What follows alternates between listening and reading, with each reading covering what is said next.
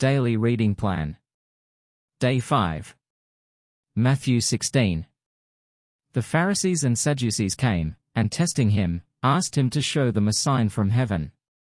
But he answered them, When it is evening, you say, It will be fair weather, for the sky is red. In the morning, it will be foul weather today, for the sky is red and threatening. Hypocrites! You know how to discern the appearance of the sky, but you can't discern the signs of the times. An evil and adulterous generation seeks after a sign, and there will be no sign given to it, except the sign of the prophet Jonah. He left them and departed. The disciples came to the other side and had forgotten to take bread. Jesus said to them, Take heed and beware of the yeast of the Pharisees and Sadducees. They reasoned among themselves, saying, We brought no bread. Jesus, perceiving it, said, Why do you reason among yourselves, you of little faith, because you have brought no bread? Don't you yet perceive or remember the 5 loaves for the 5,000, and how many baskets you took up, or the 7 loaves for the 4,000, and how many baskets you took up? How is it that you don't perceive that I didn't speak to you concerning bread? But beware of the yeast of the Pharisees and Sadducees. Then they understood that he didn't tell them to beware of the yeast of bread, but of the teaching of the Pharisees and Sadducees. Now when Jesus came into the parts of Caesarea Philippi, he asked his disciples, saying, Who do men say that I, the Son of Man, am? They said, Some say John the Baptizer, some, Elijah, and others, Jeremiah or one of the prophets. He said to them, But who do you say that I am? Simon Peter answered, You are the Christ, the Son of the living God. Jesus answered him, Blessed are you, Simon Bar-Jonah, for flesh and blood has not revealed this to you, but my Father who is in heaven. I also tell you that you are Peter, and on this rock I will build my assembly, and the gates of Hades will not prevail against it. I will give to you the keys of the kingdom of heaven, and whatever you bind on earth will have been bound in heaven, and whatever you release on earth will have been released in heaven. Then he commanded the disciples that they should tell no one that he was Jesus the Christ. From that time, Jesus began to show his disciples that he must go to Jerusalem and suffer many things from the elders, chief priests, and scribes, and be killed, and the 3rd day be raised up. Peter took him aside and began to rebuke him, saying, Far be it from you, Lord. This will never be done to you. But he turned and said to Peter, Get behind me, Satan. You are a stumbling block to me, for you are not setting your mind on the things of God, but on the things of men. Then Jesus said to his disciples, If anyone desires to come after me, let him deny himself, take up his cross, and follow me. For whoever desires to save his life will lose it, and whoever will lose his life for my sake will find it. For what will it profit a man if he gains the whole world and forfeits his life? Or what will a man give in exchange for his life? For the Son of Man will come in the glory of his Father with his angels, and then he will render to everyone according to his deeds. Most certainly I tell you, there are some standing here who will in no way taste of death until they see the Son of Man coming in his kingdom. Matthew 1:6-1-8. Matthew 17. After 6 days, Jesus took with him Peter, James, and John his brother, and brought them up into a high mountain by themselves. He was changed before them. His face shone like the sun, and his garments became as white as the light. Behold, Moses and Elijah appeared to them talking with him. Peter answered and said to Jesus, Lord, it is good for us to be here. If you want, let's make 3 tents here, one for you, one for Moses, and one for Elijah. While he was still speaking, behold, a bright cloud overshadowed them. Behold, a voice came out of the cloud, saying, This is my beloved Son, in whom I am well pleased. Listen to him. When the disciples heard it, they fell on their faces, and were very afraid. Jesus came and touched them and said, Get up, and don't be afraid.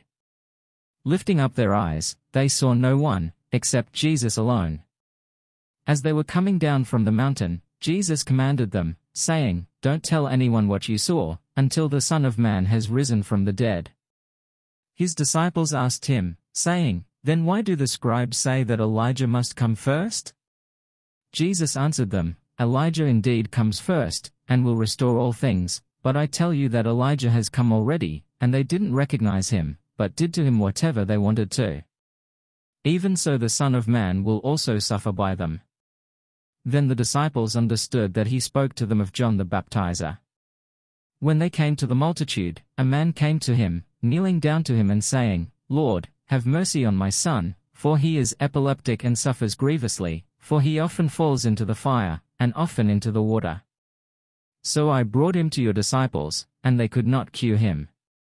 Jesus answered, Faithless and perverse generation. How long will I be with you? How long will I bear with you? Bring him here to me. Jesus rebuked the demon, and it went out of him, and the boy was cured from that hour. Then the disciples came to Jesus privately, and said, Why weren't we able to cast it out? He said to them, Because of your unbelief.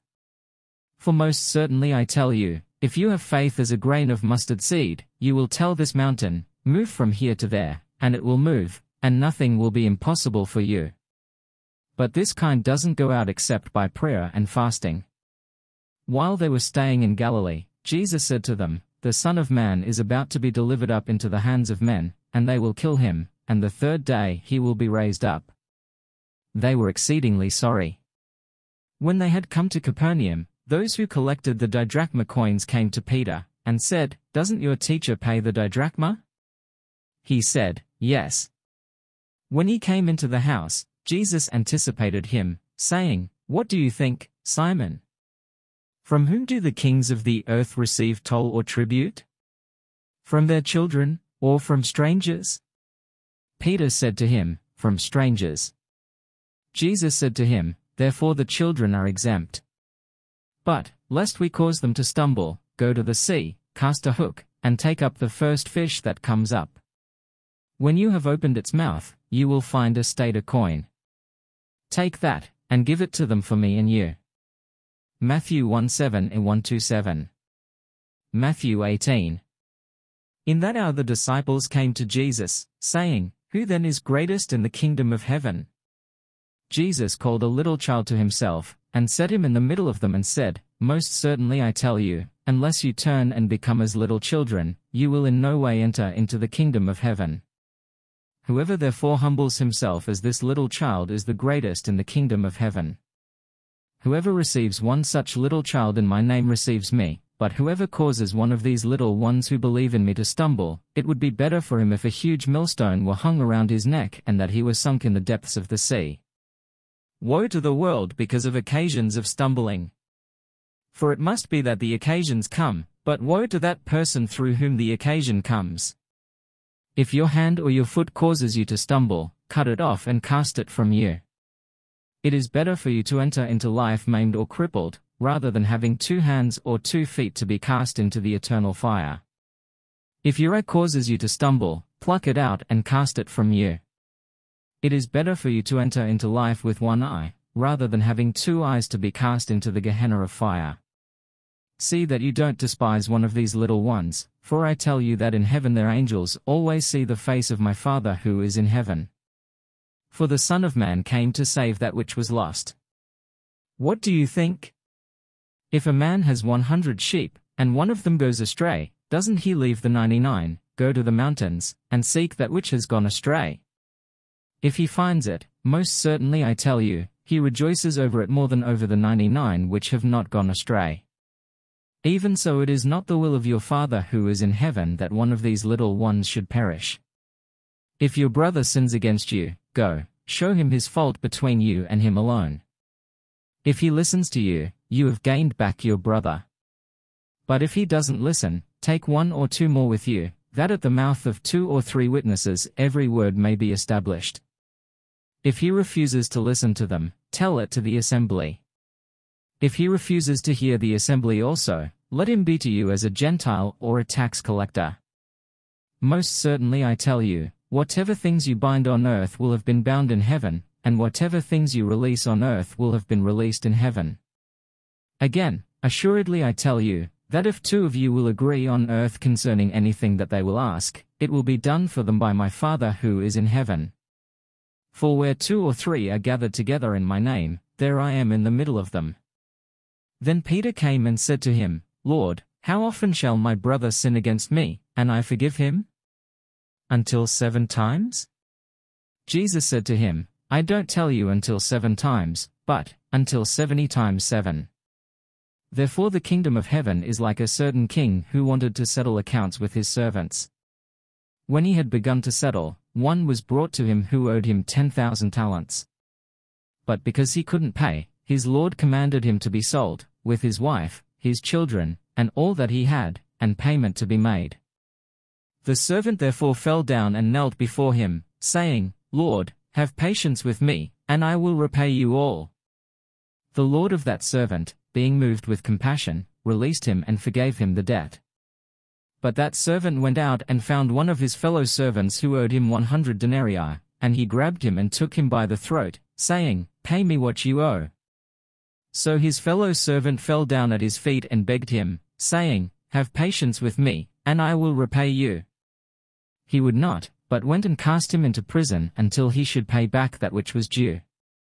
So when his fellow servants saw what was done, they were exceedingly sorry, and came and told their lord all that was done. Then his lord called him in and said to him, 'You wicked servant! I forgave you all that debt because you begged me. Shouldn't you also have had mercy on your fellow servant, even as I had mercy on you?' His lord was angry, and delivered him to the tormentors until he should pay all that was due to him. So my heavenly Father will also do to you, if you don't each forgive your brother from your hearts for his misdeeds." Matthew 1:8-135